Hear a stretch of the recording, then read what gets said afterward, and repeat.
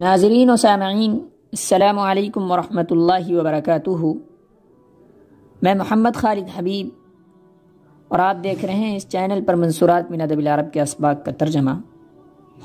منصورات کے سبق نمبر 35 یعنی بغداد والے سبق کا ترجمہ چل رہا ہے، جس کی 2 قسطیں ہو چکی ہیں، یعنی 2 پیراگراف کا ترجمہ نشر ہو چکا ہے۔ آج انشاءاللہ تیسرے پیراگراف کا ترجمہ ہونے والا ہے۔ یہ سبق بغداد شہر کے نام سے موسوم ہے، یعنی اس سبق میں بغداد شہر کی روداد موجود ہے۔ بسم اللہ الرحمن الرحیم وصلی اللہ علی النبی الکریم۔ وكانت هذه المدينة قديما جليلة الشأن عظيمة الشهرة في العمارة والتجارة والزخرفة۔ یہ شہر پہلے بہت شاندار تھا۔ هذه المدينة قديما پرانے زمانے میں، جلیلۃ الشأن بہت شاندار تھا، شان و شوکت والا تھا، عظیمۃ الشہرة في العمارة والتجارة والزخرفة، عمارت میں، تجارت میں، زیب و زینت اور رونق میں بڑی شہرت تھی اس کی۔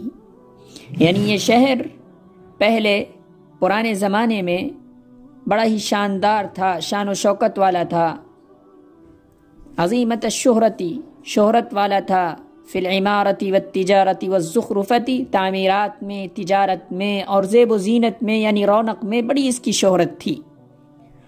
وَأَمَّا الْعِلْمُ فَقَدْ أَخَذَ فِيهَا كُلَّ مَأْخَذٍ، اور جہاں تک علم و فن کا تعلق ہے تو وہ پورے طور پر وہاں چھایا ہوا تھا، یعنی علم کا چرچا ہر جگہ تھا۔ وَلَا سِيَّمَا فِي أَيَّامِ الرَّشِيدِ وَالْمَامُونِ، اور خاص طور سے ہارون رشید اور مامون رشید کے زمانے میں، یعنی ہارون رشید اور مامون رشید کے زمانے میں علم وہاں ہر جگہ چھایا ہوا تھا۔ کل مأخذ، ہر جگہ، پورے طور پر وہاں چھایا ہوا تھا، عام تھا، چرچا تھا علم کا۔ والمامون انشأ فیہا مرصدا فلکیا، اور مامون رشید نے وہاں ایک فلکی رصدگاہ بنوائی تھی، یعنی بغداد میں مامون رشید نے ایک فلکی رصدگاہ بنوائی تھی۔ وہ رصدگاہ جہاں سے ستاروں کے بارے میں معلومات حاصل کرنا آسان ہو، جہاں سے ستاروں کی معلومات حاصل ہو، اس کو فلکی رصدگاہ کہتے ہیں۔ تو مامون رشید نے بغداد میں ایک فلکی رصدگاہ بنوائی تھی۔ وَأَمَرَ بِاسْتِخْرَاجِ كُتُبِ الْحِكْمَةِ مِنَ الْيُونَانِيَّةِ فَزَهَتْ بِالْعُلَمَاءِ وَالْفُضَلَاءِ۔ وَأَمَرَ، امر کی ضمیر مامون رشید کی طرف، اور یونانی زبان سے فلسفے کی کتابوں کو نکالنے کا حکم دیا۔ وَأَمَرَ، اور انہوں نے یعنی مامون رشید نے، کتب الحکمہ فلسفے کی کتابیں، اور مامون رشید نے یونانی زبان سے فلسفے کی کتابوں کو نکالنے کا حکم دیا۔ فضاحت، جس کا نتیجہ یہ ہوا، فضاحت جس کا نتیجہ یہ ہوا، زہا کے معنی ہوتے ہیں چمک اٹھنا، روشن ہو جانا، زہا یزہو زہون، روشن ہو جانا۔ تو جس کا نتیجہ یہ ہوا کہ بغداد شہر علماء اور فضلاء سے روشن ہو گیا، چمک اٹھا۔ وَخَرَجَ مِنْهَا فَطَاحِلُ الْأَئِمَّةِ فِي كُلِّ الْعُلُومِ، اور یہاں سے بڑے عظیم علماء، ائمہ ہر علوم میں نکلے۔ فتحل کی جمع ہے فطاحل، یعنی کبار العلماء، بڑے عظیم علماء، بڑے بڑے علماء۔ وخرج منہا، اور یہاں سے یعنی اس شہر سے بڑے بڑے ائمہ، بڑے علماء ہر علوم و فنون میں نکلے۔ وبلغ عدد سكانها في تلك الأيام سنة 16 و200 هجرية نحو 2,000,000 من الأنفس، اور یہاں کے رہنے والوں کی تعداد، سکان رہنے والے، اور یہاں کے رہنے والوں کی تعداد اس زمانے میں یعنی 216 ہجری میں تقریباً 20 لاکھ تک پہنچ گئی تھی۔ 2,000,000 من الانفس، تقریباً 20 لاکھ تک۔ وأقامت بها الدولة العباسية المصانع الجليلة والقصور المنیفۃ، اور عباسی حکومت نے یہاں یعنی اس شہر میں بغداد میں بڑے بڑے کارخانے اور عالی شان محل قائم کیے، تعمیر کیے۔ یعنی اس بغداد شہر میں عباسی حکومت میں کارخانے اور عمدہ قسم کے محل وجود میں آئے۔ منیفۃ اناف ینیف انافتن ای اشرف و طال وارتفع، بلند ہونا، عالی شان ہونا، منیفۃ عالی شان، القصور المنیفہ عالی شان محل۔ وكانت دار الخلافة مرصعة بالمعادن النفیسة، اور یہاں کا دار الخلافت، دار الحکومت مختلف قسم کی دھاتوں سے بنا ہوا تھا، عمدہ قسم کی دھاتوں سے، یعنی دار الحکومت سونے، چاندی، جواہرات سے آراستہ تھا۔ مرصع ای رصع یرصع ترصیعا، جوڑنا، مرصعۃ جڑا ہوا، بنا ہوا۔ المعادن النفیسہ جواہرات، سونے چاندی سے آراستہ تھا، مختلف قسم کی عمدہ قسم کی دھاتوں سے، یعنی وہی سونے چاندی جواہرات۔ وحوت من الأبنية الجليلة والأمتعة الثمينة والحجارة الكريمة والأقمشة الفاخرة ما لم يجتمع في مدينة مثلها۔ حوا یحوی اس کے معنی ہوتے ہیں جمع کرنا۔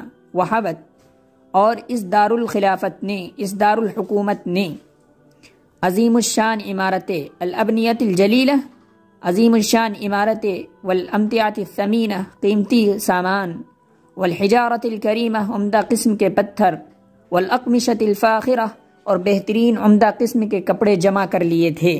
ما لم یجتمع فی مدینۃ مثلها، اتنا یہ سب جمع کر لیا تھا اس دار الخلافت نے کہ اس جیسا کسی دوسرے شہر نے جمع نہیں کیا تھا، کہ اس جیسا یعنی جتنا اس دار الحکومت نے جمع کیا اتنا کسی دوسرے شہر نے جمع نہیں کیا۔ یعنی مامون رشید کے زمانے میں بہت سارا سامان، عمدہ قسم کی بڑی بڑی عالیشان عمارتیں اور عمدہ قسم کے پتھر، بہترین کپڑے، بہت ساری چیزیں تھیں جو وجود میں آئی تھی، اور اس حکومت کی طرح اس وقت کوئی حکومت نہیں تھی۔ وَلَمَّا سَقَطَتِ الْخِلَافَةُ سَقَطَتْ بَغْدَادُ وَامْتَدَّ فِيهَا الْخَرَابُ وَاشْتَدَّتْ بِهَا الْفِتَنُ وَكَثُرَ فِيهَا الْحَرِيقُ وَالتَّخْرِيبُ فَخَمِدَتْ نَارُ عِزِّهَا وَتَهَمَّدَتْ أَسْوَارُ مَجْدِهَا وَاندَرَسَتْ رُسُومُ مَدَارِسِهَا وَتَفَوَّضَتْ قِبَابُ مَصَانِعِهَا حَتَّى صَارَتْ أَثَرًا بَعْدَ عَيْنٍ۔ اندرس کے معنی ہوتے ہیں مٹ جانا، ختم ہو جانا۔ سقط گرنا، زوال پذیر ہونا۔ لیکن جب دار الحکومت ختم ہوئی، جب خلافت ختم ہوئی مامون رشید کی، تو بغداد شہر بھی زوال پذیر ہو گیا، گر گیا، یعنی زوال پذیر ہو گیا۔ یعنی جب خلافت ختم ہوئی، زوال پذیر ہوئی، ولما سقطت الخلافت، اس کا انحطاط ہوا، سقطت بغداد، تو بغداد شہر بھی زوال پذیر ہو گیا، گر گیا، یعنی اس میں انحطاط آ گیا، پستی آ گئی، پستی میں چلا گیا۔ وابتد فیہ الخراب، اور پھر اس میں یعنی بغداد میں ویرانگی بڑھ گئی، ویرانگی بڑھ گئی۔ واشتدت فیہ الفتن، اور فتنے سخت ہو گئے، بڑھ گئے، فتنے بہت زیادہ وہاں سخت ہو گئے، یعنی بڑھ گئے۔ وَكَثُرَ فِيهَا الْحَرِيقُ وَالتَّخْرِيبُ، اور آگ خوب بڑھ گئی، یعنی جگہ جگہ آگ لگا دی گئی، آگ لگ گئی اور توڑ پھوڑ مچا۔ والتخریب خرب یخرب تخریباً، ویران کرنا، توڑ پھوڑ مچانا، اور توڑ پھوڑ مچ گیا، بالکل سے ویرانہ ہو گیا وہ۔ فخمدت نار عزها، اس کی عزت کی آگ بجھ گئی، یعنی اس شہر کی جو عزت تھی وہ مٹی میں مل گئی۔ وتہمدت اسوار مجدها، اور اس کی بزرگی کی دیواریں منہدم ہو گئیں۔ واندرست رسوم مدارسها، اور وہاں کے مدارس اور وہاں کے مدارس کی تصویریں مٹ گئیں، وہاں کے جو مدارس تھے ان کی تصویریں مٹ گئیں۔ وتفوضت قباب مصانعها، اور اس کے کارخانوں کے منارے گنبد ٹوٹ پھوٹ گئے. حتی صارت اثرا بعد عین، یہاں تک کہ وہ ایک کھنڈر اور نشان بن کر رہ گیا ایک حقیقت کے بعد. بعد عین، ایک حقیقت کے بعد وہ ایک نشان اور ایک کھنڈر بن کر رہ گیا. اب صرف وہاں آثار قدیمہ ہیں، باقی سب ختم ہو گیا. وقد خرج منها من الادباء والعلماء والفقهاء والشعراء والمحدثين والرواة والاطباء والمنجمين وغيرهم من ائمة الدين والادب عدد غفیر، غفیر ای کثیر، بہت زیادہ.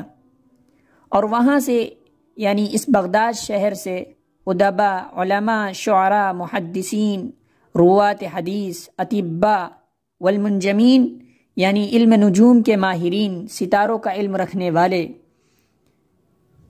وغیرہم اور ان کے علاوہ، من ائمۃ الدین والادب، دین و ادب کے ائمہ کی ایک اچھی خاصی تعداد نکلی.